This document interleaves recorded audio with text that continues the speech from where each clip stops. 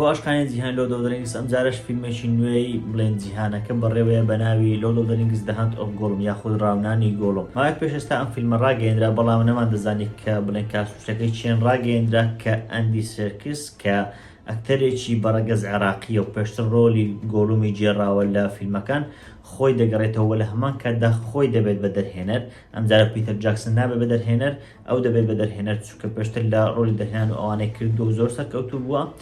بۆیە ئەندی سەرکس دەبێت بە دەرهێنەر بەڵام پیتەر جاکسنیش یەکێکە لە بەڕێوەبەرەکان یەکێکە لە بەرهەمێنەرەکان هەر بۆیەشە ئەمە بڵێن تا ئاستێکی زۆر هەواڵێکی خۆشکەرە چونکە هەردووکیان زۆر سەرکەوتوو بوون و لە هەمان کاتدا فیلمەکەش سەر بە ئەمازۆن ئەوانە نیە وەکو بڵێن وەکو زنجیرەکە گۆڕانکاریی بێت و ئەو بابەتانە نەخێر بەڵکو فیلمێکی سەر بەخۆیە و وارنەر برۆس بە تایبەتی سەرپەرشتی فیلمەکە دەکات بۆیە چاوەڕوانی سەرکەوتنێکی گەوری لێ دەکرێت. هەم لە هەمان کاتدا هەر یەکە لە ئیان مەککین کە ڕۆلی گاندالفی دەجێڕا